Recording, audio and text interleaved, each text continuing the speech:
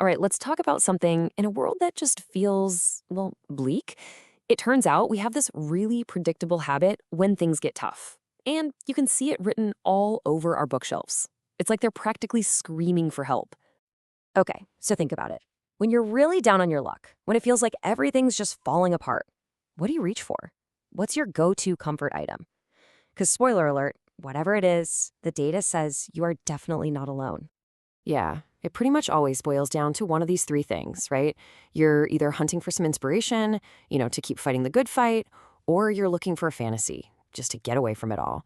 Or you want a practical solution, a manual to fix whatever mess you're in. Hope, escape, or control. It's kind of like pick your poison, I guess. All right, first up, data sees through us. Let's get into the numbers because, honestly, our shopping carts are basically a public diary of our anxieties. So here's the first, and let's be honest, most obvious truth. When a recession hits, book sales just fall off a cliff. I mean, it makes sense, right? When you're worried about paying rent, that shiny new hardcover is a luxury you just can't afford. So yeah, books are one of the first things to go. So much for feeding the soul when you're worried about feeding yourself. But what's really wild is how long it takes to bounce back. The financial crisis kicks off in 2007, right? It took a full decade for book sales to get back to where they were. A decade. It just goes to show you, even when the talking heads on the news are all smiles saying the economy's recovering, for most of us, our wallets are still stuck back in 2009. But, and this is where it gets interesting, here's the twist. Even while the overall market is shrinking, some specific types of books aren't just getting by, they're actually thriving. It's like this bizarre literary version of survival of the fittest, where only the books we feel we need the most actually make it. And you can see our collective coping mechanism laid bare right here. We're reaching for motivational books, to pull ourselves up by our bootstraps. Then we grab some escapist fiction, think sparkly vampires, to completely forget we even have bootstraps.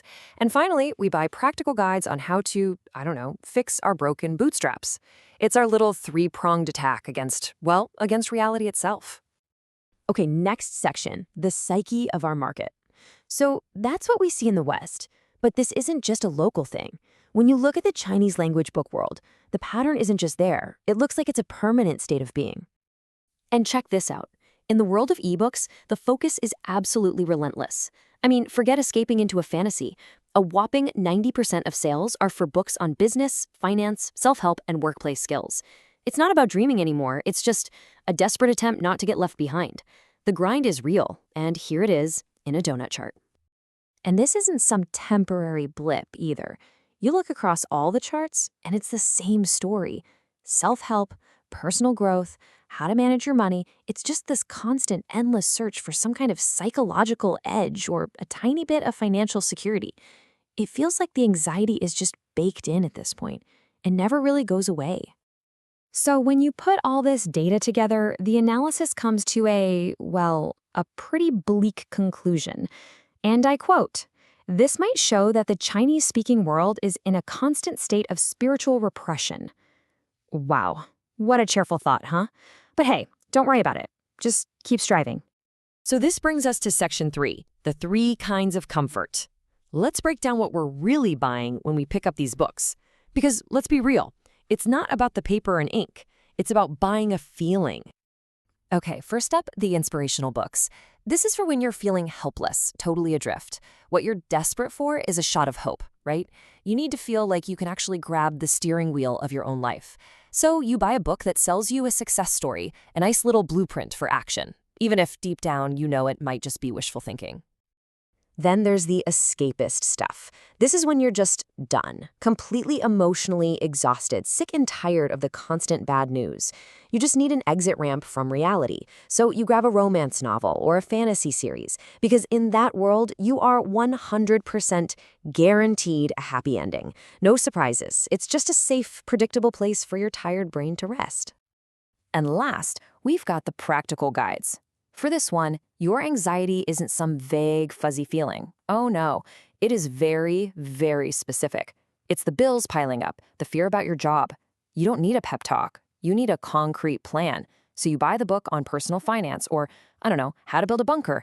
Anything that gives you a list of things to do to feel like you have some tiny bit of control back.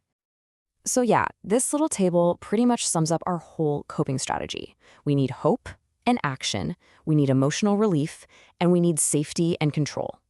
We're just constantly switching back and forth between trying to fix the very problems that are destroying us and trying to find a way to just forget they even exist for a few hours. It's a fun little dance, isn't it? Okay, final section. What are we really seeking? So now that we've laid out our collective and, let's be honest, slightly pathetic coping mechanisms, it kind of leaves us with some much bigger and, frankly, more uncomfortable questions. And it really makes you think, doesn't it?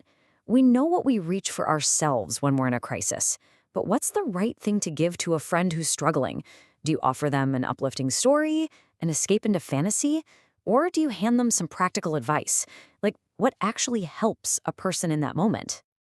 And that, of course, brings us to the biggest, heaviest question of all. All of these books, they're basically just spiritual band-aids, right? So what do people who are poor and genuinely struggling, what do they truly need? Because if our best collective answer right now is go buy a book, you really have to stop and wonder, is that honestly the best we can do?